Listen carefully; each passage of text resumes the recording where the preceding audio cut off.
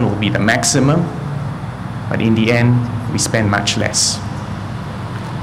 Then, we conducted the games, and it was a success. Everyone external to Singapore, and many people, most people within Singapore agree that it was a success. But of course, there are others who are entitled to their own opinions about whether or not it was a success. But I want to make this point that we did not overspend or waste or squander money which was properly budgeted for these games. I got a separate approval for this money so that I would not have to cut back on expenditure on the other important items in MCYS. The other important items are expenditures on families, expenditures on social safety net. So it was a completely separate budget. But now that it is over, whatever criticisms come my way, let me just tell you from my heart that I am proud of the Youth Olympic Games. I am proud of the way our Singaporean athletes competed and did so well, won 2 silver and 5 bronze medals against world-class competition. And they deserve our congratulations.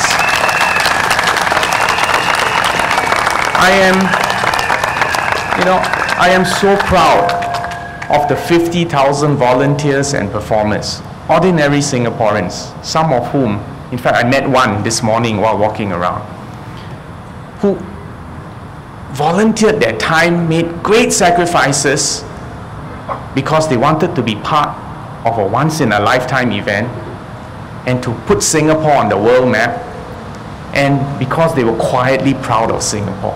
This was the Singapore spirit. 50,000 volunteers and performers. And I'm proud of them, and so should you. We had several 100,000 spectators coming to watch the games. People said, oh no, no one will be interested. But in the end, my greatest problem was too many people wanted to attend. I had to change the rules for the sale of tickets so that as many people who could attend could fill up the place. The spectators came. And we had not only spectators in Singapore. According to IOC, we had 266 million spectators outside Singapore suddenly watching world-class events in Singapore. But that's not all. Yes, we spent a significant sum of money, but 70% of all that money was spent on local companies providing services, and providing services at an international standard which will allow these companies in future to compete and to provide services at other international events. So another reason for pride in the achievements of our Singaporean companies. So my friends, after that I explained all this to Thaddeus. He nodded his head. He said, okay, you made the right decision. The most important aspect of that, which you should have explained to people, is that it was about Singaporean athletes and Singaporean volunteers. It was the celebration of the Singaporean spirit. So you see, this young man taught me something. He taught me that it is not just about money, but it is about people and the spirit. Then we had other bits of discussion, but at the end of the day, I think we spent half an hour. Then he shook my hand. He said, okay, you have my vote, because you have plans for the future, you care, you are responsible, and you answer my questions honestly, and you take criticisms honestly. That, to me, is a very precious one vote from that young man.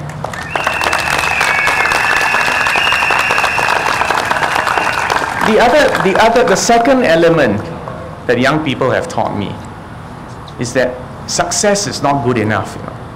They want a fair and just society. What does fairness mean? I think we don't need to be too, detailed in it, but all Singaporeans have a deep sense of fairness, right? It's not that we get equal reward, but it must be something which our conscience can accept. So let me give you some examples of fairness. 2 nights ago, after my first rally, I met Mr. Jack Lai. You know, our first rally was held in Bukit Panjang in a field as muddy as this, and he was there in a wheelchair. I wondered how he could move his wheelchair on mud, but somehow he came. The end of the rally, I met him. He hugged me, and there were tears in his eyes, and almost in mine too. And he said, "I can see your sincerity, and I know you will do your best to look after me. That yes, I may be a paraplegic, stuck in a wheelchair, but I asked you for a job. You're helping arrange a job for me. I am a Paralympian. He wants to go to the London Olympics to compete, and he knows I will support him. And he understands that I respect him as a Singaporean." That's an example of fairness. Another example of fairness is the new schemes that we have rolled out for kindergarten and childcare subsidies.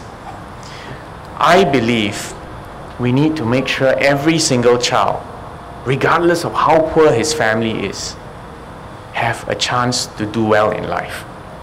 And the best way to do well in life is to start early and to give them the best education possible.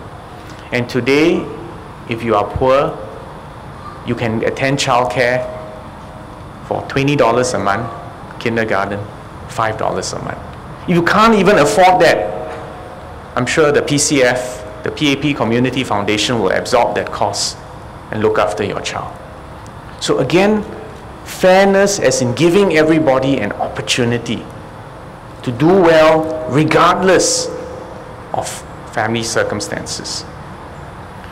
Another example, public assistance. You know, every year during the budget, I face very tough questions on public assistance. In this election, there are certain opposition members who almost make me a hate figure by saying I'm too stingy, or worse, saying that I don't care. And yes, I will admit that, you know, unfortunately for me, I'm one of those ministers who likes to speak without notes. And sometimes I make mistakes. So there is one statement which will haunt me for my entire political life. When I was engaged in a debate with Dr. Lily Neo about whether public assistance is adequate for cooked food to be cooked at home, or food to be bought outside the home.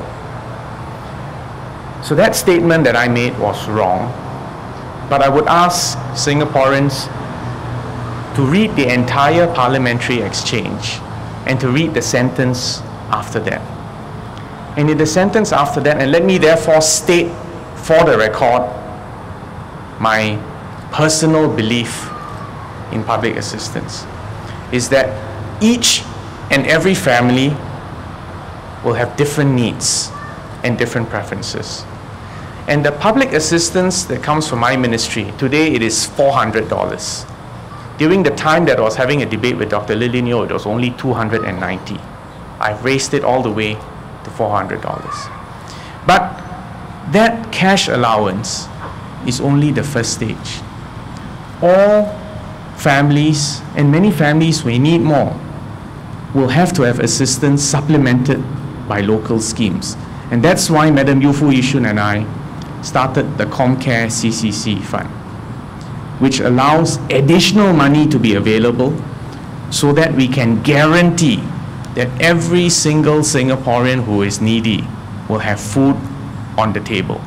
You can buy and cook it yourself, or you can go to a hawker center, or we will deliver food to you, but you will not go hungry in Singapore.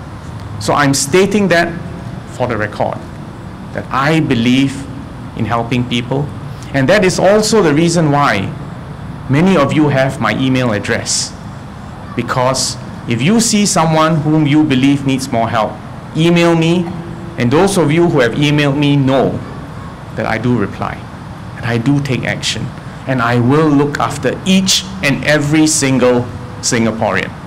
And I hope you will support me in that.